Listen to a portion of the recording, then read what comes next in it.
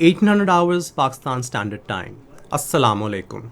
This is Radio Pakistan. The news read by Abdur Rafe Suhail. First, the headlines. Prime Minister says the sustained high-level exchanges between Pakistan and European Union are vital to further strengthen the growing partnership.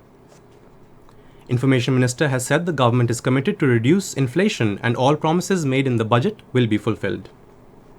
Pakistan and China have reiterated their determination to strengthen bilateral cooperation in diverse fields for mutual benefit.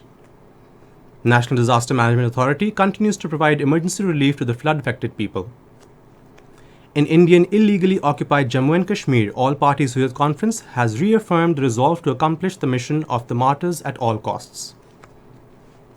Ukraine has exported about 400,000 tons of grain following the announcement of deal brokered by Turkey to address global food insecurity. And now the news in detail.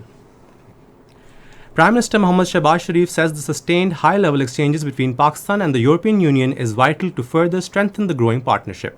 He was talking to the newly appointed ambassador of the European Union to Pakistan, Dr. Rina Kiyonka, in Islamabad today.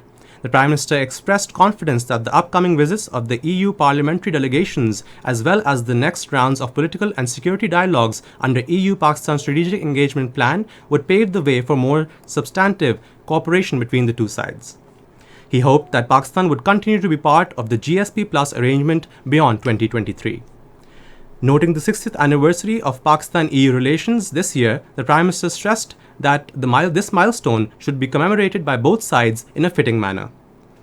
On Afghanistan issue, the Prime Minister stressed the importance of a peaceful and stable Afghanistan and also highlighted the unprecedented level of cooperation that Pakistan had extended to the international community last year. Dr. Rina Kiyonka expressed her resolve to work for further deepening of EU-Pakistan relations during her tenure in Islamabad. Ambassador of the European Union to Pakistan, Dr. Rina Kiyonka, also called on Minister for Law and Justice, Azam Nasir Tarar, in Islamabad today. The Law Minister informed the EU ambassador about the legislation in Pakistan regarding minorities in Pakistan. He said the government is fully aware of the issues of minorities and is committed to solving their problems. The minister said the European Union has been a major contributor to Pakistan's socio-economic development and improving the quality of life of Pakistanis. Both sides reiterated their commitment to work together and expressed their desire for an even stronger partnership. Minister for Information and Broadcasting Maryam Aurangzeb has said promises the government made with the public in budget will be fulfilled. Addressing a news conference in Islamabad today, she said the economic policies are heading in the right direction. She pointed out that the rupee has started appreciating against dollar as a result of prudence of the government. The Information Minister said the Prime Minister is strenuously working to reduce the difficulties faced by the masses. She regretted that the PTI chairman Imran Khan has resorted to shameful tactics, including social media campaign against martyrs of Laspela incident, to divert attention from the foreign funding received by the party from 351 companies and 34 foreign nationals. Pakistan and China have reaffirmed the resolve to further strengthen their cooperation in diverse fields for mutual benefit. This came at a meeting between Chairman Senate Sadiq Sanjrani and China's ambassador to Pakistan Nong Rong during a meeting in Islamabad today. They also emphasized for collective efforts for regional peace and prosperity. In his remarks, the Chairman Senate said Pakistan is committed to the timely completion of CPEC. He said the enemies of CPEC will not succeed in their designs. He said providing protection to the Chinese workers in Pakistan is our top priority. The Chinese envoy said his country desires to further strengthen relations with Pakistan. He said China will continue its efforts for regional peace. Minister of State for Petroleum Musaddiq Malik says the government is making all-out efforts to resolve energy crisis in the country. Addressing a news conference in Islamabad today, he said, in the result of steps taken by the government, we will overcome shortage of energy in the next few months. The Minister of State for Petroleum regretted that previous government of PTI failed to arrange gas and other fuel well in time as per needs of the country that resulted in power shortage. He urged the PTI leadership not to criticize national institutions which are already paying heavy price for security of the country. National Disaster Management Authority continues to provide emergency relief to the flood-affected people. It has provided ration packs to more than 40,000 people, whilst tents, mosquito nets and blankets have been provided to about 60,000 victims. 117 dewatering pumps have also been provided in the flood-hit areas. According to the NDMA, the most aid has been delivered in the flood-ravaged areas of Balochistan. 60,000 liters of water has been provided to flood victims in Balochistan. This is Radio Pakistan.